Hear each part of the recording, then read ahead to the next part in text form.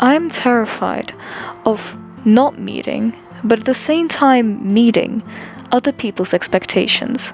I've just come back home from a get-together with two of my dad's very close friends.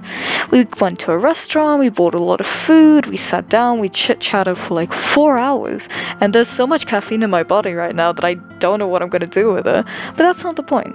The way my father introduced me to these old friends was by saying that I resembled my mother-in-law, my mother that passed away when I was young. And we kind of forgot about this topic for a bit, but as the conversation went on and on and on, and somewhere near the end, one of the friends brought this back up and pointed at me and was like, you are a resemblance, you're a perfect copy, one in one with your mother. And I usually take it as a compliment, and I still did today. But what do you do afterwards? Because I know my mother was a respected woman. I knew that she was liked, and I knew that people liked her. People considered her smart, beautiful, intelligent, good with business, good with people, etc., etc., etc. And saying that I resembled her means that I could also have these qualities, right? But what confused me most was I didn't know how my mother acted. I didn't know the way she spoke. I didn't know her actions. I didn't know her way of thinking. I didn't know her mindset. I didn't know her feelings. I didn't know her opinions on so many situations. I didn't know her, and I don't know her as a person. And that started to make me almost worried, almost shaking from fear of how will I keep up this perception of me like being a copy of my mother if I don't even know what she acted like, if I don't know in which direction to aim, if I don't know what kind of what mannerism should I use, which way of speaking should I use, what kind of opinions I should adapt, what kind of things I should strip out from my own personality to build what other people want to see in a copy, in a reincarnation of a past person. I was sitting there and I was thinking, what made me so much like her? And the sad part is, I won't ever get to know the answer. I won't ever get to know if it's because the way I speak, the way I make jokes, the way I talk, the way my mind works, mindset, anything. I won't ever get to know. And the only way I can keep up and act like this, the only way I can continue meeting the expectations of other people who expect me to be like my mother, or even the expectation of my father who first introduced me as a person who resembles my mother-in-law since I'm her daughter, how do I keep up this act for them to show that, yes, what they say about me is true, what they say about me is right? And I think that that's a very dangerous thing, not to say for me personally, but I think it's a dangerous thing for anyone. In my case, I don't really care about society's standards, but it's even worse if you do. But when a person you love and trust most says you resemble someone, and then the person that you're being resembled to is a good person. They are smart, they are intelligent, they're witty, they're beautiful, they're this, that. Naturally, you would want to keep up that persona, keep doing those things that make you seem like the person, so you can try and get similar qualities to them, right? But you're doing this for who? For the loved one, right? Not for yourself. If you continue to push those resemblances further, you're going to strip originality from your personality. You're only one person. And there's not going to be a single person in the world that's like you. And people should respect that. But on the other side of the story, there's the fear of meeting other people's expectations. For example, if I were to bring another example, a lot of people right now say that when they tell me their own stories, a repeating pattern happens when they go into university and they hit the age of 18, 19, 20, 21, that kind of young adult period, coming of age period, right? And what happens most is that they fall in love, they get married, they have children, and then sooner or later they break up. This has been a very common theme in most of people's stories that they tell me. And I don't mind them, I don't judge them, I don't know what they went through. I can only really give sympathy for them if they want it, or if they feel like they deserve it. Doesn't matter. But then they start thinking that to you. They start applying their experiences onto you and put it as an expectation for you to do that. Because I haven't reached 18 yet, I haven't reached the young adult period yet. And when I tell people that, oh, well, I'm not really planning to get married at 18, I would like to, finish school first, finish university, they would say that it's gonna happen anyways. It's something you can't control, and it's an expectation that's been put onto me. And the problem with it is, because, yeah, it's other people's experiences, but it's also, you don't know what the future could hold for you.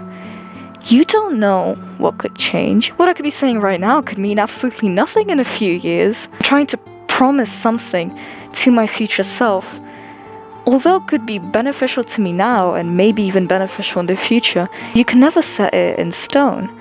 There will always be a slight chance that you will end up just like how the people want you to, just like how the people expect you to. And when those expectations don't line up with your own expectations for yourself, you start to somewhat fear them. You start to think that you don't want to be what others perceive of you, because that's not what you consider yourself to be. That's not what you know yourself to be. But there's a slight chance that they could be right. There's a slight chance that you don't even know that their expectation of you could be right.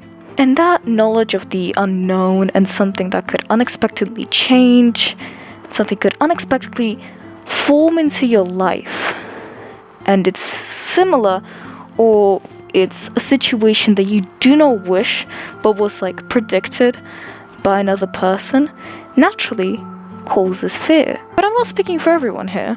Some people, when they hear an expectation of themselves from another person, could like that expectation.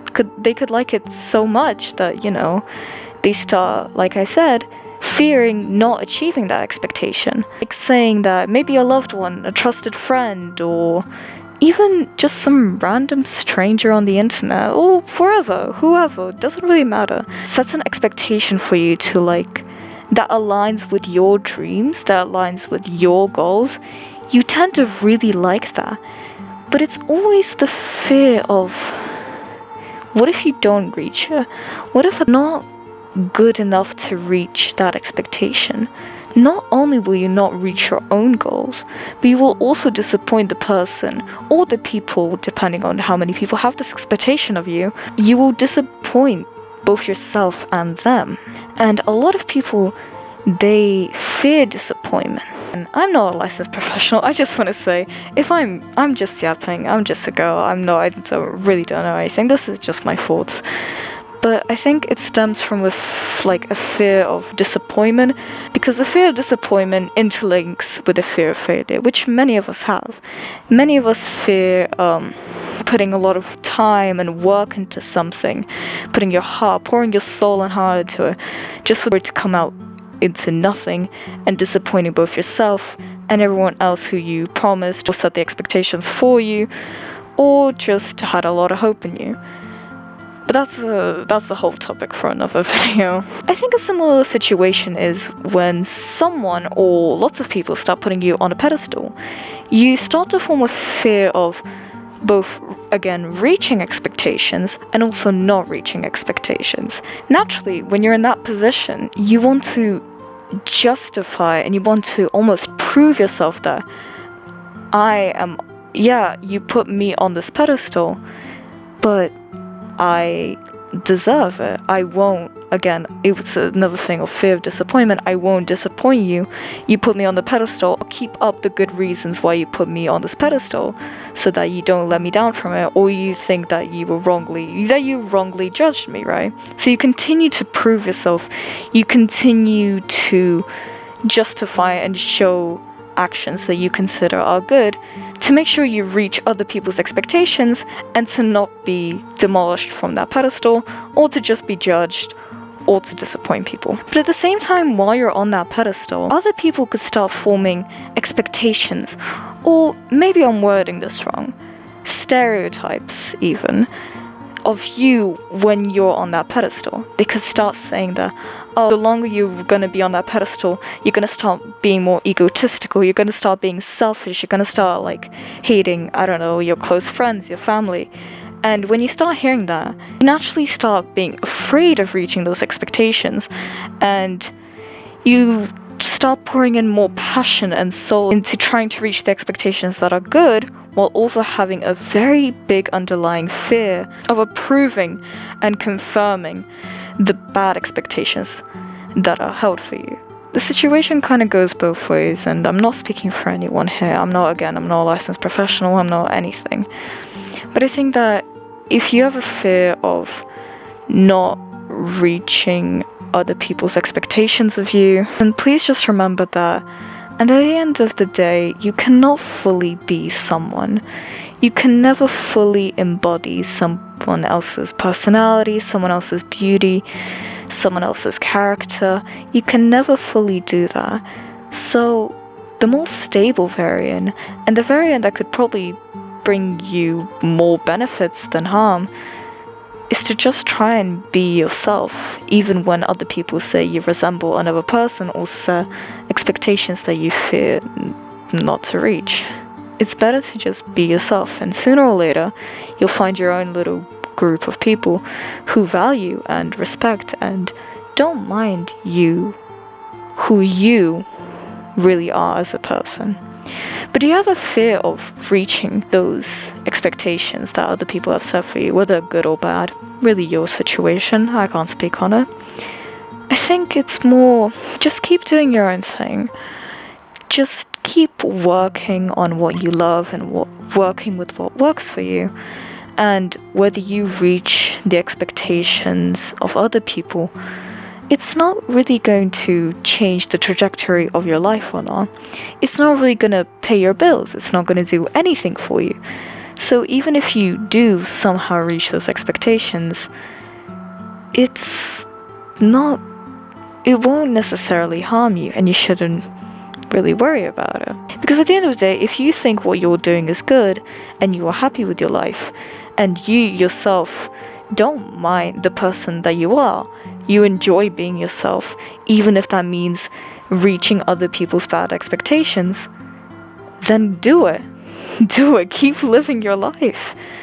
What's the point of reaching or not reaching other people's expectations if you yourself are thriving? Even if it's the expectations of a loved one, which I know and I understand are very hard to push away or diminish or ignore, because especially if you trust the person a lot, or you really need, or sometimes you really rely on them or need their opinion, at the end of the day, the only person you can really fully trust is yourself.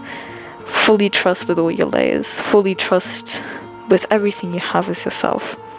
And if what you are doing, and if you think what you're doing is good, I fear that even the opinions or the expectations that a loved one has set for you won't bring you any benefits.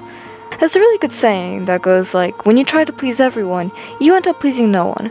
So if you're having problems with other people's expectations or other people's perception of you, the best advice I could possibly give as some teenage girl is just try to be yourself. Try to ignore what other people have put onto you, because it's you.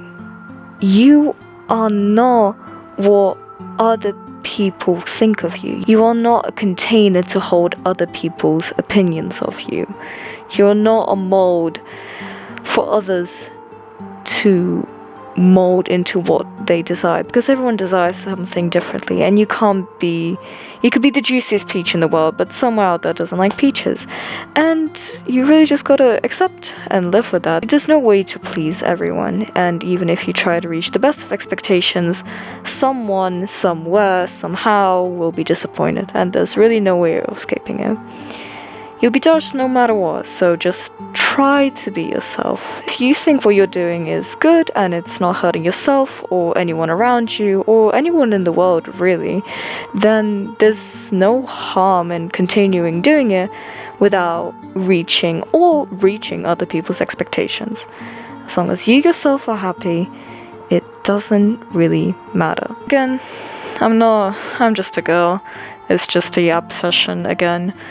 I have too many thoughts in my brain, so I decided to spill them out on a camera. And I hope you have a great rest of your day, night, evening, life even. Okay, bye, I'm taking a nap.